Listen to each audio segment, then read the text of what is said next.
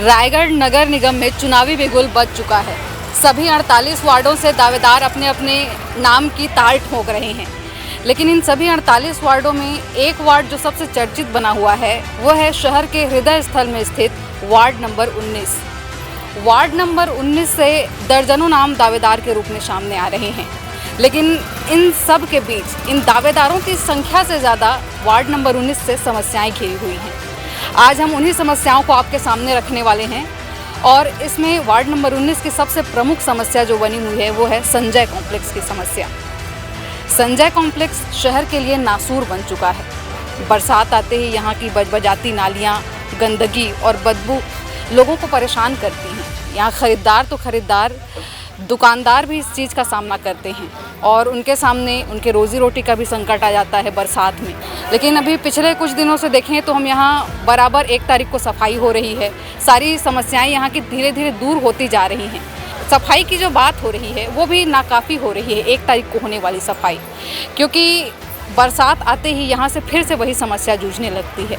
तो जो ward number 19 का जो जनप्रतिनिधि होगा, जो पार्षद होगा, उसके सामने ये प्रमुख समस्या रहेगी कि संजय कॉम्प्लेक्स की जो बदहाल परेशानी बनी हुई है, यहाँ की वजह से जो लोगों को समस्या हो रही है वो समस्या कैसे दूर की जाए।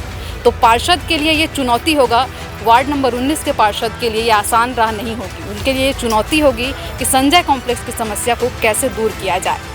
नगर निगम चुनाव का बिगुल बजते ही शहर में सबसे ज्यादा जिस वार्ड को लेकर चर्चा हो रही है वह है शहर के हृदय स्थल में स्थित वार्ड नंबर 19 भूपदेवगंज यानी गांधीगंज की। ये वार्ड जितना बड़ा है उतना ही प्रभावशील है, मगर इस वार्ड में समस्याएं भी भरी पड़ी हैं।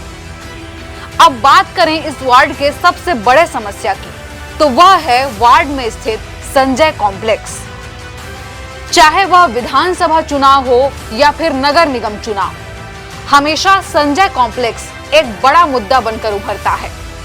कांग्रेस के शासनकाल में रायगढ़ में शहर सरकार बनने के बाद संजय कॉम्प्लेक्स की सारी अड़चनों को दूर करते हुए इसके पुनर्निर्माण के लिए 14 करोड़ की राशि स्वीकृत भी की गई थी, मगर राजनीतिक बवंडर में फंसने के कारण इसकी प्रक्रिया आगे नहीं बढ़ सकी और टेंडर के बाद वर्क ऑर्डर जारी होने के बावजूद भी इसका निर्माण कार्य शुरू नहीं हो सका, क्योंकि तमाम कोशिशों के बावजूद शहर सरकार संजय कॉम्प्लेक्स में लगने वाले बाजार को दूसरी जगह शिफ्ट नहीं करा सकी और शासन से स्वीकृत 14 करोड़ की राशि भी लैप्स हो गई।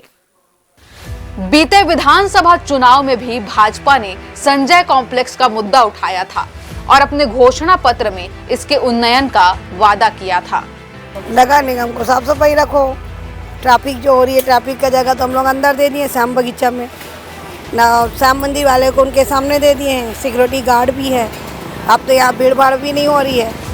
बस एक कचरा उचड़ा को लेके आ तो नगर निगम अपना 1 तारीख को आती है, कचरा ले जाती है। बाकी दिन तो ये सब कचरा रहता है। बाजार का सब्जी भाजी है, सड़ेगा ही गलेगा, बदबू तो आएगा। अंदर तरफ ज़्यादा बदबू है। यहाँ तो पीला श्याम मंदिर में नहीं है, लेकिन हटरी के जो अंदर में ना बहुत ज़्यादा गंदगी है।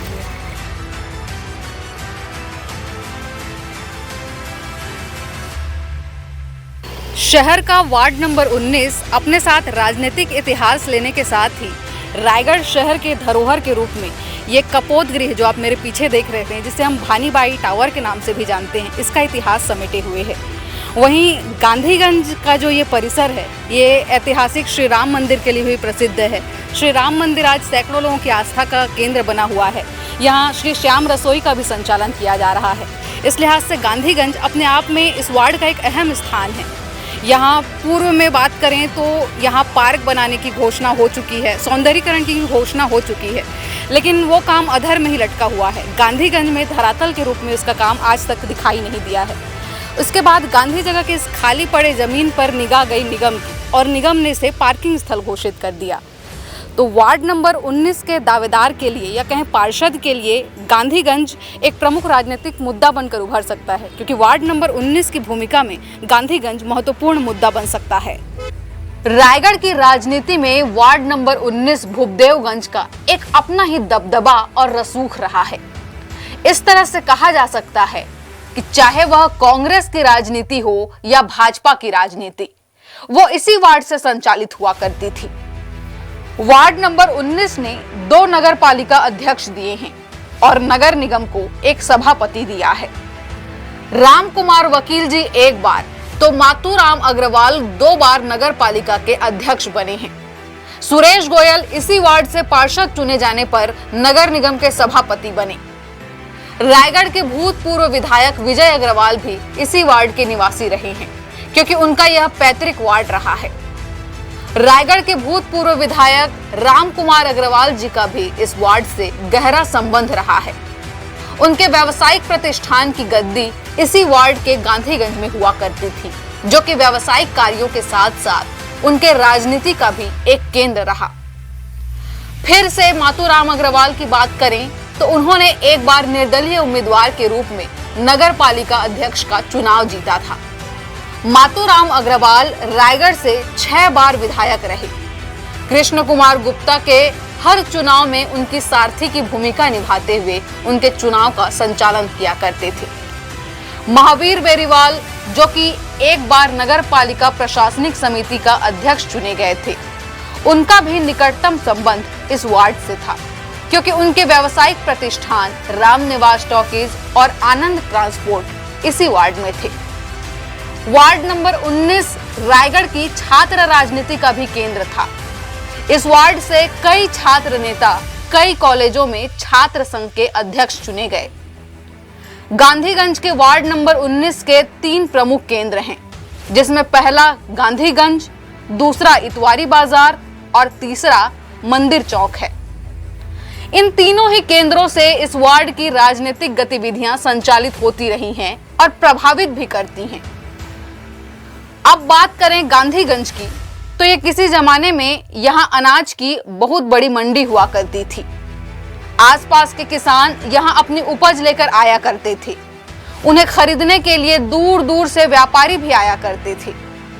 मंगलवार के दिन यहाँ बाजार लगता था, जिससे इसका नाम मंगल बाजार पड़ गया था। गांधीगंज के अंदर रायगढ़ का प्रसिद्ध दर्शनीय स्थल भानीबेन टावर भी है और राम मंदिर भी स्थित है। गांधीगंज में हर साल कई धार्मिक आयोजन और सांस्कृतिक कार्यक्रम होते हैं। इन कार्यक्रमों के आयोजन के लिए मित्र कला मंदिर का रायगढ़ में बड़ा नाम है।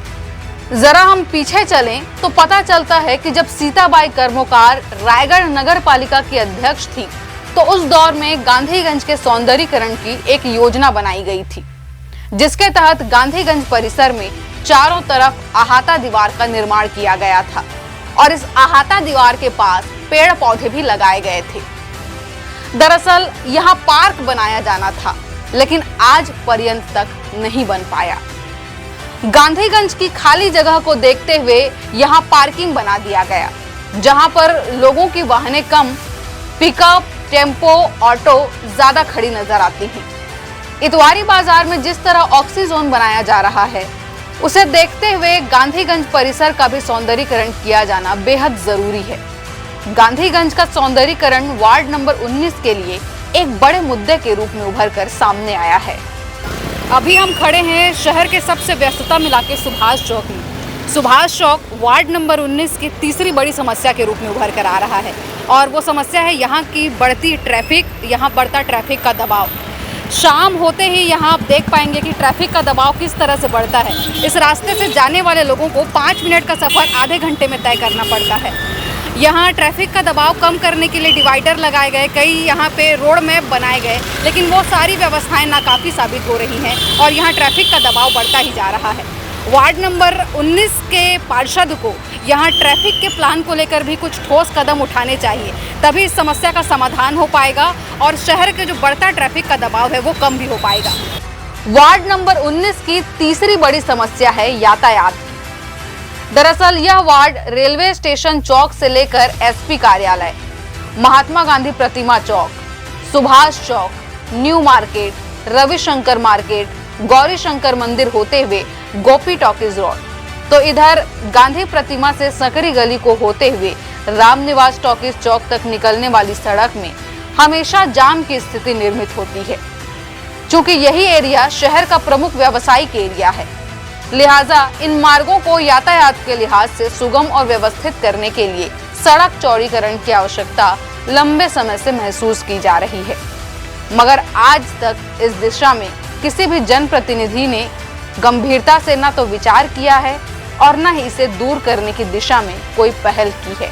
ये शाम सवेरे दोनों टाइम का ये मसला है। ये एक्चुअली जो है ना, ये डिवाइडर जो लगा है, इसके कारण से ना भीड़ एक तरफ ज़्यादा बढ़ जाती है और जिसको इधर से आना है, इधर मुड़ना है, वो हो जाता है, उधर वाले लोग इधर आ जाते हैं, तो सब बीच में फंस जाते हैं। एक गाड़ी फंसी है ना, उसके पीछे लंबी लाइन लगती है, पूरा इधर ओवरब्रिज तक का लगता है, इधर ऊपर यहाँ तक का लगता है। तो ये ट्रैफिक का हाल है यहाँ का। ये डिवाइडर हट जाए यदि ना, तो फिर आराम हो जाएगा। बिल्कुल बिल्कुल, ये डिवाइडर को तो हटा ही देना चाहिए, अपने रास्ते सब कोई जाए। उस समय कोई प्रॉब्लम नहीं होती थी, लेकिन डिवाइडर आने के बाद में रोड और छोटा हो गया, जिसके कारण से ये प्रॉब्लम हो रही है। तो पार्षद जी से वही कहना है कि यदि इसको हटवा दे तो ज़्यादा बेहतर है। वैसे हटाना मुश्किल होगा उनके लिए भी। और मेला वेला के समय में ये रोड को बंद कर देते हैं, जिसको इधर जाना है वो इधर से घूम के जाता है। वो एक तो लंबी समस्या है, तो पेट्रोल महंगा, ऊपर से फिर दूरी बढ़ जाती है, डिस्टेंस बढ़ जाती है। तो अभी तो हमने आपको दिखाई कि वार्ड नंबर 19 में प्रमुख समस्याएं क्या थी। शहर के लिए नासूर बन चुके इन समस्याओं को पार्षद किस रुख में लेते हैं और वार्ड नंबर 19 के जो भावी पार्षद होंगे इस पर कैसे अपनी प्रतिक्रिया दिखाते हैं, ये देखने का विषय होगा, क्योंकि शहर विकास में ये तीनों ही चीज़ अहम मायने रखेंगी। कैमरा पर्सन राकेश दास के साथ मैं नेहा पटेल, हर्ष न्यूज़, रायगढ़।